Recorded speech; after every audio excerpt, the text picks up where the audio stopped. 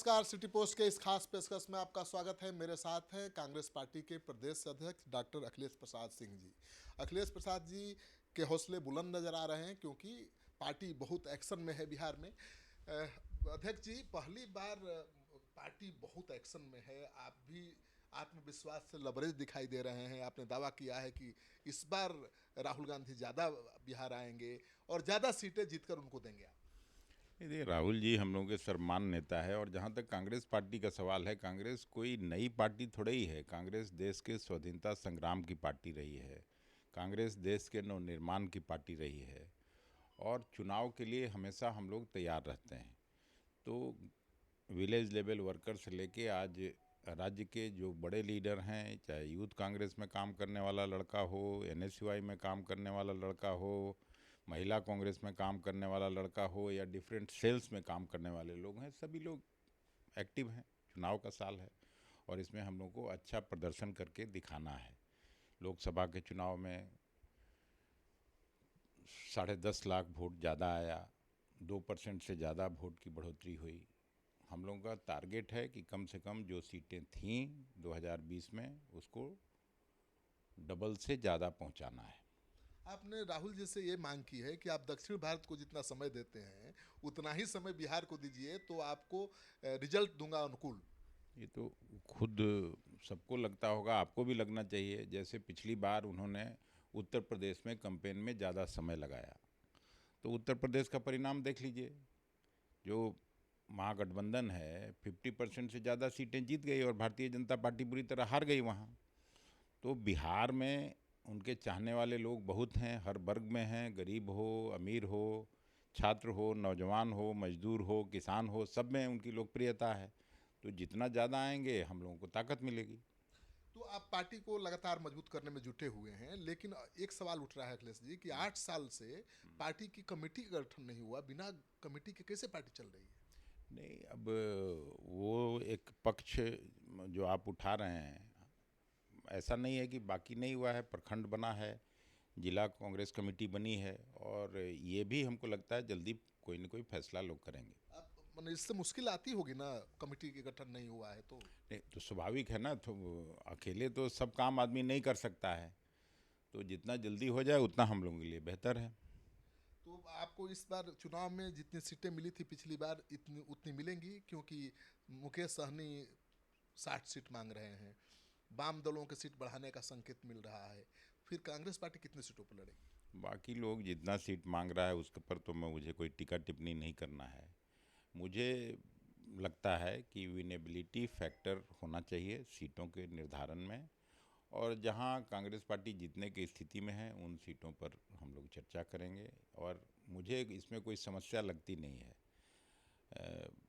RJD का जो leadership है वो लोग भी उदार हैं, उस मामले में कहीं कोई ये है नहीं। लालू जी हम लोगों के सबके यहाँ बड़ा पार्टी हैं, नेता हैं, वो समझते हैं बिहार को अच्छी तरह से। और जहाँ कांग्रेस लड़ने लायक है वहाँ कांग्रेस लड़े, जहाँ लेफ़्ट लड़ने लायक है वहाँ लेफ़्ट लड़े, जहाँ वीआईपी पार्टी लड़ने की स्थिति में है वहाँ वीआईपी लड़े, जहाँ राजद लड़ने की स्थिति में है राजद लड़े। यही तो है ये ना।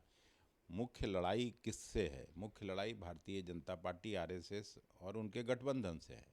लेकिन आपके पार्टी तो के नेताओं के बयान से पता ही नहीं चल रहा है कि लड़ाई बीजेपी से है कि आरजेडी से है। नहीं, लड़ाई तो सीधा बीजेपी से है। राहुल जी और कांग्रेस की लड़ाई सीधे तौर पर भारतीय जनता पार्टी और आरएसएस से है। जिसको ये नहीं समझ में आ रहा है उस पर मैं क्या टिक्का टिप्पणी करूं। लेकिन जो सीधा लड़ाई है इस देश में, और कोई आज की लड़ाई नहीं है, ये वैचारिक लड़ाई कांग्रेस पार्टी शुरू से लड़ती रही है और वो लड़ती रहेगी। जो कांग्रेस के कार्यकर्ता हैं, नेता हैं, जो कांग्रेस पार्टी को समझते हैं, मूल विचार को समझते हैं, वो कहीं इधर उधर नहीं जा सकते हैं। अखिलेश जी, राजनीतिक पंडित मानते हैं कि कांग्रेस अगर अकेले लड़ेगी चुनाव तो सबसे ज्यादा फायदा बीजेपी को होगा। तो कांग्रेस कहाँ अकेले लड़ने की बात कर रही है? ऐसा जो भी बात कर रहा है वो यहाँ के राजनीति से अनभिज्ञ है, वही ऐसा बात कर सकता है। आप सहमत हैं कि अकेले कांग्रेस लड़ेगी तो बीजेपी को फायदा ज्यादा हो जाएगा, क्योंकि समय कहाँ है आपके पास? तो अब अभी ऐसा कोई फैसला कांग्रेस पार्टी नहीं लेने जा रही, इतना मुझे भी मालूम है। मेरा सवाल है कि आपका अकेले लड़ेगी तो आपका बीजेपी को फायदा होगा। आपका सवाल जो भी है ये तो काल्पनिक सवाल है ना आपका। नहीं, आपके पार्टी के नेता जिस तरह के बयान दे रहे कौन हैं। नेता जिसका कोई मायने मतलब हो उस नेता का बात करिए ना। राहुल जी तो यहाँ आए हैं और सब लोगों के बीच भाषण करके चले गए। कोई उनसे ऊपर, कोई उनसे बड़ा नेता कोई बात करे तब तो हम उस पर कोई जवाब दें। बाकी इस काल्पनिक सवालों का जवाब कैसे हो सकता है? कांग्रेस पार्टी इस बार चुन कर सीटें लेगी ऐसा लग रहा है। कांग्रेस पार्टी ने 3 कंपनियों को काम सौंपा है सर्वे का। 100 सीटों पर सर्वे कांग्रेस पार्टी करवा रही है, तो इस बार हारने वाली सीट पर कांग्रेस नहीं लड़ेगी। कांग्रेस पार्टी पूरी तरह से सतर्क और सावधान होकर इस चुनाव को देख रही है और कोई गलती कांग्रेस पार्टी की तरफ से नहीं होगी, इतना मैं आपको कहता हूँ। मतलब ऐसी सीटों पर नहीं लड़ेंगे जहां हार तय है, महागठबंधन हारता रहा हमेशा। लड़ेंगे भाई, क्यों लड़ेंगे वैसी सीटों पर? हम लोगों को यहाँ सरकार बनानी है। नीतीश कुमार और बीजेपी के कुशासन से बिहार को मुक्ति दिलानी है, तो वही रास्ता अख्तियार करना पड़ेगा, अदरवाइज ऐसा हो नहीं सकता है। सर्वे में तो तेजस्वी नंबर 1 पर है मुख्यमंत्री की पसंद में।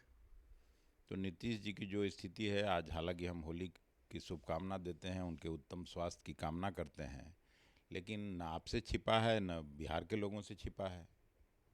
तो स्वाभाविक तौर पर, और कितना बड़ा मार्जिन से पिछला बार ये लोग चुनाव जीते थे, 10-12 हज़ार वोटों का अंतर था हम लोगों के गठबंधन और भारतीय जनता पार्टी और नीतीश जी के गठबंधन में, और हमारा वोट बढ़ा है, उनका वोट घटा है। आप अगर देखे होइएगा, एनालाइज करिएगा लोकसभा के चुनाव को, तो वो 39 सीट से चले आए 30 सीट पर, और हम लोग 1 सीट से 10 पर पहुँचे हैं। तो इस बात को समझना चाहिए। लोकसभा चुनाव के रिजल्ट से भी आप उत्साहित नजर आ रहे हैं। भाई तो लोकसभा में हम लोगों ने अच्छा किया, 30 लाख की जगह 40,80,000 वोट आया हमको, मतलब हर सीट पर 1 लाख से ज़्यादा वोट की बढ़ोतरी हुई। विधानसभा में असर दिखेगा?